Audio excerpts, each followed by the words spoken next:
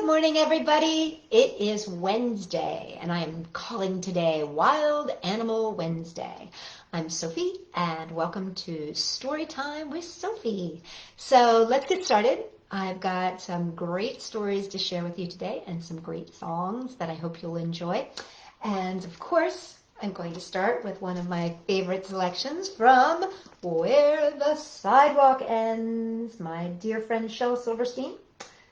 If you watch me, you know I love Shel Silverstein, and we always start with something from Shel Silverstein, don't we, you and I? I would like to read to you The Crocodile's Toothache, and wait till you see this picture. Would you like to see the picture first? Here, I'll show you the picture first, and then I'll show it to you again. But isn't that a fabulous, fabulous picture? Makes you think about what's going to happen at the dentist. The Crocodile's Toothache. The crocodile went to the dentist and sat down in the chair. And the dentist said, "Now tell me, sir, why does it hurt and where?" The crocodile said, "I'll tell you the truth. I have a terrible ache in my tooth." And he opened his jaws so wide, that the dentist, he climbed right inside. The dentist laughed. "Oh, isn't this fun?" And he pulled the teeth out one by one. And the crocodile cried, "You are hurting me so. Please put down your pliers and let me go." But the dentist just laughed with a ho-ho-ho. And he said, "I still have 12 to go. Whoops, that's the wrong one, I must confess. Oh, but what's one crocodile tooth more or less?" Then suddenly the jaws went snap. And the dentist was gone, right off the map. And where he went, one could only guess. To north or south or east or west. He left no forwarding address. But what's one dentist more or less? Well, that is a wild animal I would not want to climb inside. Not a crocodile nor a lion. Both of them have teeth that are way too big. Well, let's get started. I would love to sing with you, so get yourself ready to stretch and roar because it's time to say hello. Oh, hello, how are you? Oh, hello, how are you? Oh, hello, how are you? I'm just fine today. Okay, let's be a wild cat and let's stretch. Stretch, stretch, stretch like a wild cat and stretch, stretch, stretch like a wild cat and stretch, stretch, stretch like a wild cat. I'm so glad to see you.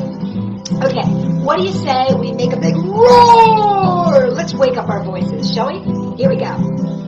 Wake up your voice and go roar. Wake up your voice and say roar. Wake up your voice and go roar. I'm so glad to see you. Oh, I hope you didn't scare anybody or wake anybody else up in the family. Okay, what do you say we hop around the room like a kangaroo? Let's do it. Hop, hop, hop like a kangaroo and hop, hop, hop like a kangaroo and hop, hop, hop like a kangaroo. I'm so glad to see you. Now, what if you pretend that you have a big swishy tail? Can you swish your tail from side to side? Swish your tail from side to side and swish your tail. Side to side and swish your tail. Side to side. I'm so glad to see you. Okay, we're going to do my favorite. Make some funny faces. Let's start with the bunny face. Let's go. Make a funny face, get funny as you can. Make a funny face, funny as you can. Make a funny face, funny as you can. I'm so glad to see you. Very well done. Alrighty, let's wave hello, shall we? Hello, how are you? Oh, hello, how are you? Oh, hello, how are you? I'm just fine today. Well done, everybody. I am so excited to see you this morning because I have so many fun things to share with you. I want to start with a book that I found on Epic. Good old Epic here. And this is called Look at Me! Look at Me! I kind of just like the title. Isn't that funny? Look at me! Look at me! There he is. And can you tell what he is? He's a little chameleon. And this is a book by Rose Williamson with illustrations by Doreen Marts. Here, let me get it so you can see the big picture. Look at me, look at me! Rose Williamson and illustrations by Doreen Marts. Look at me, look at me! I think we all do that, don't we? At least I know I do. I'll be doing something. I'm like, look at me, look at me. So this one is called Look at Me by Rose Williamson with illustrations by Doreen Marts. Cammy Chameleon lived in a tree and was very good at hiding. Cammy turned brown on a brown branch and green on a green leaf. Aren't these cute illustrations? It made it very easy to sneak up on delicious bugs. But Cammy didn't want to hide. She thought she was a very beautiful chameleon indeed, and she wanted all the other animals to look at her. She called out to the tree frogs, "Look at me! Look at me!"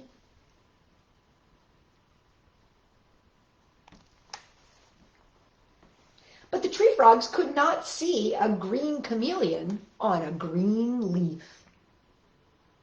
They look a little confused, don't they? It's like they hear something, but they're not quite sure where it's coming from. She called out to the lemurs, "Look at me! Look at me!" But the lemurs could not see a brown chameleon on a brown branch. Those are some good lemurs, aren't they?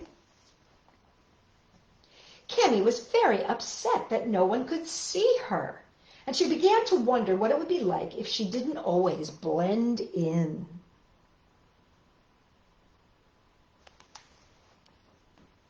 Cammy climbed down from her tree and concentrated very, very hard. Oh, look, there she is. She's concentrating very, very hard. Ooh, she's working at that. Look! What color did she turn? I see red. How about you? And turned red. "Look at me! Look at me!" she called to the tree frogs. "Ooh, what a beautiful chameleon," they said.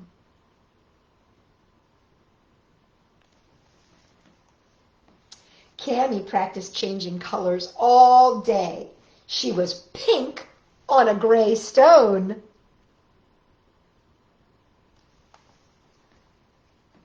And she was black on yellow sand.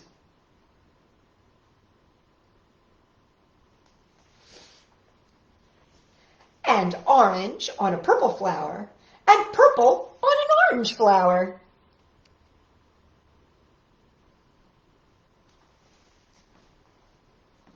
"Look at me! Look at me!" she called to the lemurs. "Whoa, what a beautiful chameleon," they said.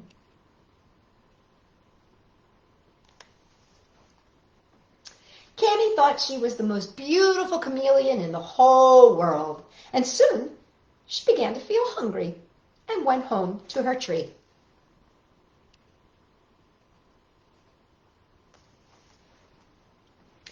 Cammy climbed onto her brown branch and waited for a delicious bug. She waited and waited. She watched the other chameleons catching bugs on their sticky tongues, and her stomach rumbled. She was very hungry.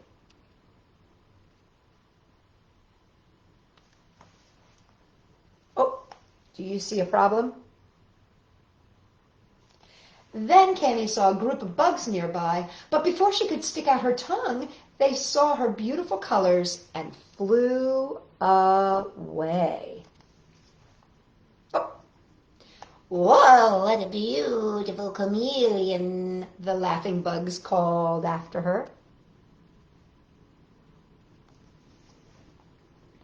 Suddenly, Cammy felt very silly. A colorful chameleon couldn't hide like a plain brown chameleon.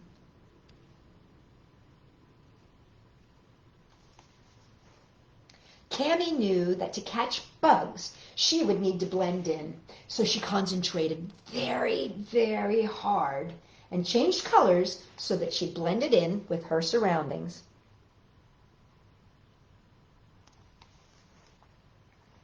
Cammy had learned that it's not good to show off and was happy being a regular chameleon again.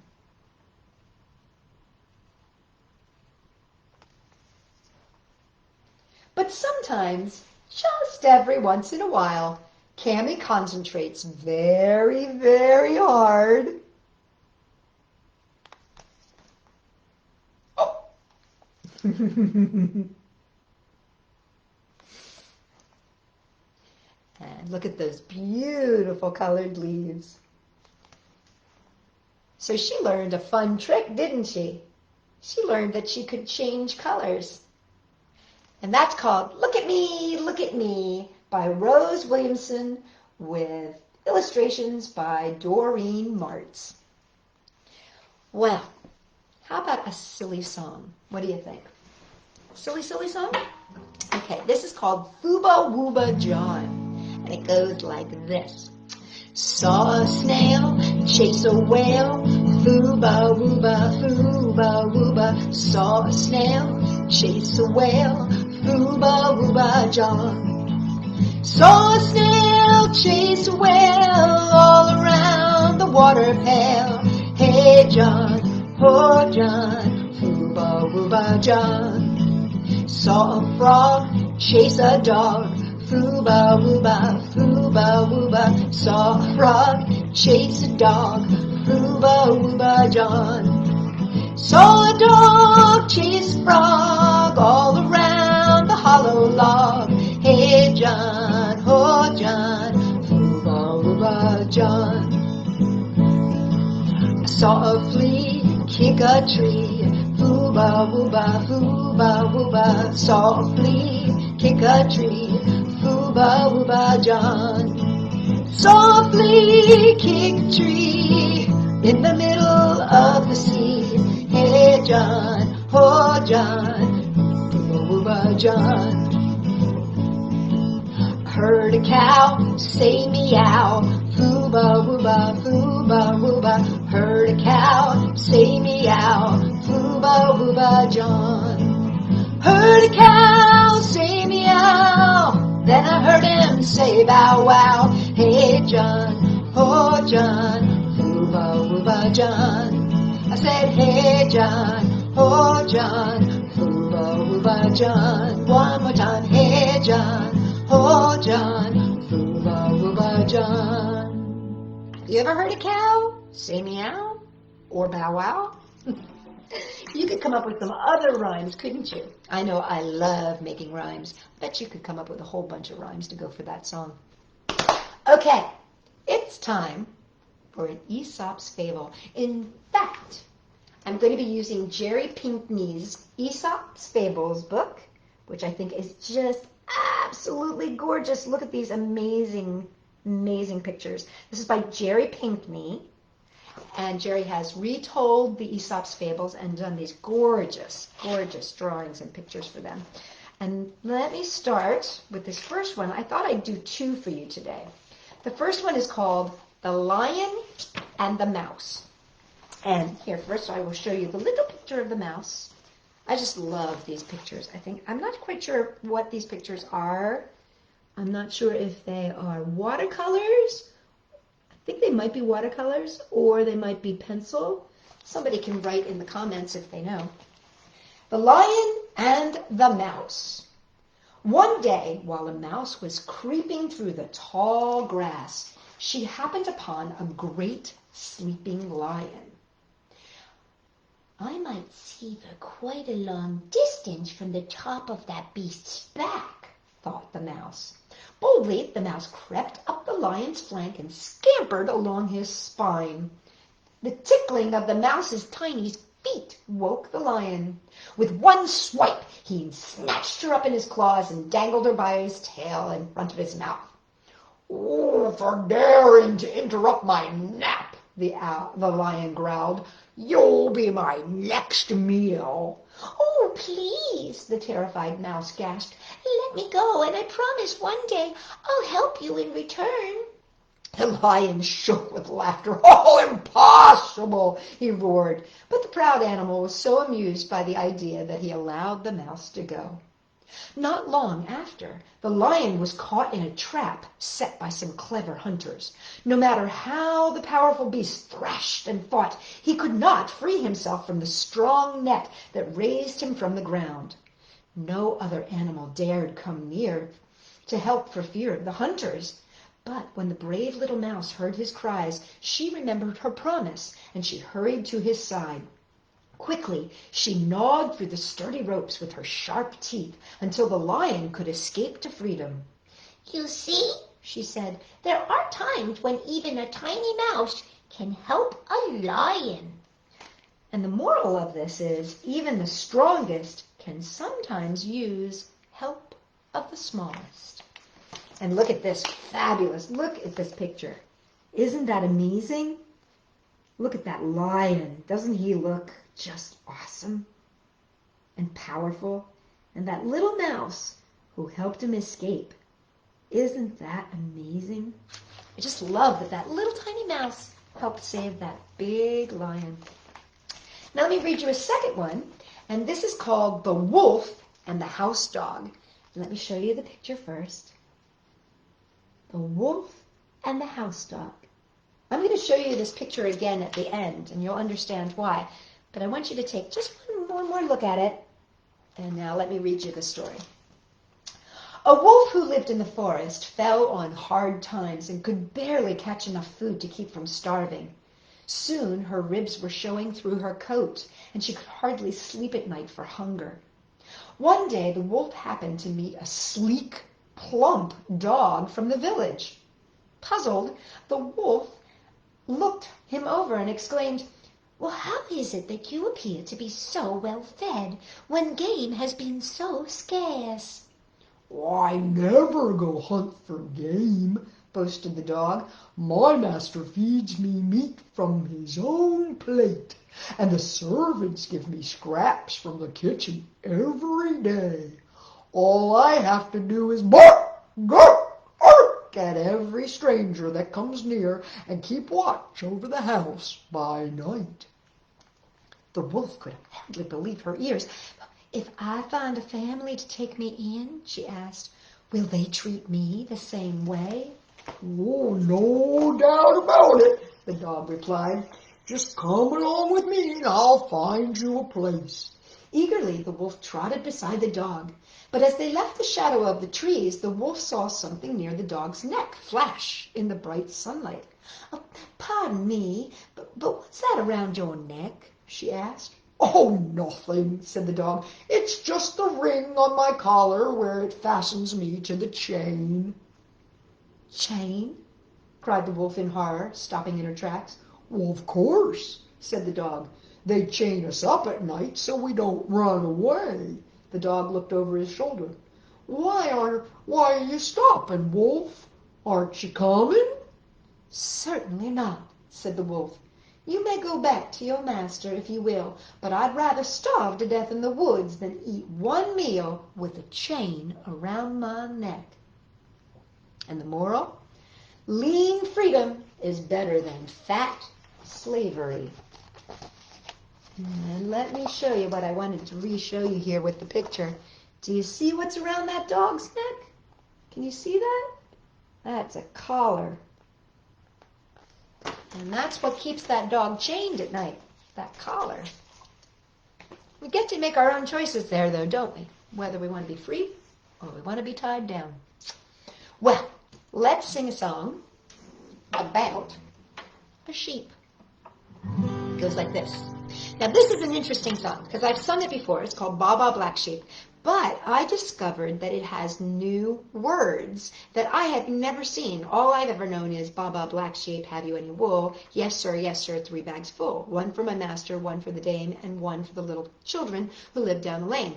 But these are different words, and I thought it would be fun to share them. So it goes like this. Baa Baa Black Sheep, have you any wool? Yes, sir, 3 bags full. 1 for your sweater and 1 for your rug, and 1 to make a blanket to keep you warm and snug. Baa Baa Black Sheep, have you any wool? Yes, sir, 3 bags full. And now what I didn't know is that there are other verses, so I want to share those with you right now. Cluck, cluck, red hen, have you any eggs? Yes, sir, as many as your legs. 1 for your breakfast and 1 for your lunch. Come back tomorrow, there'll be another bunch. Cluck, cluck, red hen, have you any eggs? Yes, sir, as many as your legs. Moo, moo, brown cow, have you milk for me? Yes, sir, as tasty as can be. Churn it into butter, make it into cheese. Freeze it into ice cream, drink it if you please. Moo, moo, brown cow, have you milk for me? Yes, sir, as tasty as can be. Have you heard these before? One more. Buzz, buzz, buzzy bee, is your honey sweet? Yes, sir, sweet enough to eat. Honey for your muffin, honey for your cake. Honey by the spoonful, as much as I can make. Buzz, buzz, buzzy bee, is your honey sweet? Yes, sir, sweet enough to eat. Let's try the original. Baa Baa Black Sheep, have you any wool? Yes, sir, 3 bags full. 1 for my master and 1 for the dame, and 1 for all the children who live down the lane. Baa Baa Black Sheep, have you any wool? Yes, sir, 3 bags full. Isn't it fun how there are new things to be discovered every day? I had never seen those words before, and when I was looking for new songs for my wild animals, I discovered that, and I thought, wow, this is fun. I want to share this, because I don't think everybody knows all these verses. I only ever knew one. Okay, it is time for When We Were Very Young by A.A. Milne, with decorations by Ernest H. Shepard. Now, this is a longer story than I normally read, and this is called Teddy Bear. And I am just in love with this story because it's just so funny to me. Okay, so I'm going to show you the pictures. There's Teddy. You're going to remember this, that he falls down. And I want you to see this one here. He's looking in a mirror. There we go. A bear, however hard he tries, grows tubby without exercise. Our teddy bear is short and fat, which is not to be wondered at. He gets what exercise he can by falling off the ottoman. He generally seems to lack the energy to clamber back. I'll show you that picture again. There, he fell off the ottoman. Now, tubbiness is just the thing which gets a fellow wondering, and Teddy worried lots about the fact that he was rather stout. He thought, if only I were thin. But how does one begin? He thought, it really isn't fair to grudge me exercise and air. For many weeks he pressed in vain his nose against the window pane, and envied those who walked about reducing their unwonted stout. None of the people he could see is quite, he thought, as fat as me. And then with a small, more moving sigh, I mean, he said, as fat as I. Look, there he is looking at himself in the mirror. Poor Ted. Now Teddy, as was only right, slept in the ottoman at night, and with him crowded in as well more animals than I can tell. Not only these, but books and things such as the kind relations bring. One tales of once upon a time, and history retold in rhyme. One night it happened that he took a peep at an old picture book, wherein he came across by chance the picture of the King of France, a stoutish man, and down below these words, King Louis so-and-so, nicknamed the Handsome. There he sat. And think of it, that man was fat. Our bear rejoiced like anything to read about this famous king, nicknamed the Handsome. There he sat, and certainly the man was fat. Look at Teddy looking at him. And he certainly does look handsome, doesn't he? Both the bear and the king. Nicknamed the Handsome. Not a doubt, the man was definitely stout. Why then, a bear, for all his tub, might yet be named the Handsome Cub. Might yet be named. Oh, or did he mean that years ago might have been? For now he felt a slight misgiving. Is Louis so-and-so still living? Fashions in beauty have a way to alter from day to day. Is handsome Louis with us yet? Unfortunately, I forget. Next morning, nose to window pane, the doubt occurred to him again. One question hammered in his head, is he alive or is he dead?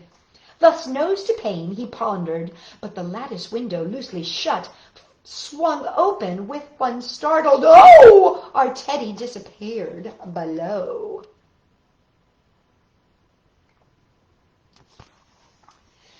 There happened to be passing by a plump man with a twinkling eye, who, seeing Teddy in the street, raised him politely to his feet, and murmured kindly in his ear soft words of comfort and of cheer. "Well, well, allow me, not at all, tut, tut, a very nasty fall." Look, there's little Ted. Our Teddy answered not a word. In doubt if he had even heard, our bear could only look and look. The stout man in the picture book, that handsome king. Could this be he? This man of adiposity? Impossible, he thought, but still no harm in asking. "Yes, I will." "Are you," he said, "by any chance His Majesty the King of France?" The other answered, "I am that," bowed stiffly and removed his hat, then said, "Excuse me," with an air, "but is it Mr. Edward Bear?" And Teddy, bending very low, replied politely, "Even so." They stood beneath that window there, the king and Mr. Edward Bear, and handsome, if a trifle fat, talked carelessly of this and that. Then said His Majesty, "Well, well, I must get on," and rang the bell. "Your bear, I think," he smiled. "Good day," and turned and went upon his way. A bear, however hard he tries, grows tubby without exercise. Our teddy bear is short and fat, which is not to be wondered at, but do you think it worries him to know that he is far from slim? No, just the other way about. He is proud of being short and stout. It's okay, right? Embrace what we are. Whether we are skinny or fat, it doesn't really matter, as long as we are happy and proud of ourselves, which our little Teddy learned that he could be. Well, gang, if you could believe it, it's already time to say goodbye. So let's sing the goodbye song. Oh, goodbye, Christopher. Goodbye, Serena. Goodbye, Pax. I'll see you all next time. Goodbye, Lily. Goodbye, Bella. Goodbye, Alexis.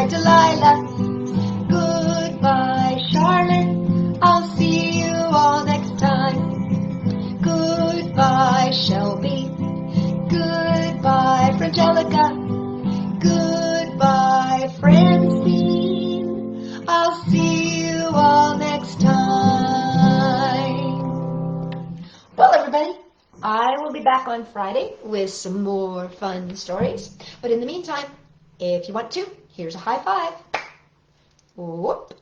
And if you would like a hug, take one hand, put it on a shoulder, take the other hand, put it on your other shoulder, make that letter V in between, and squeeze really tight. And there's a big hug from me to you.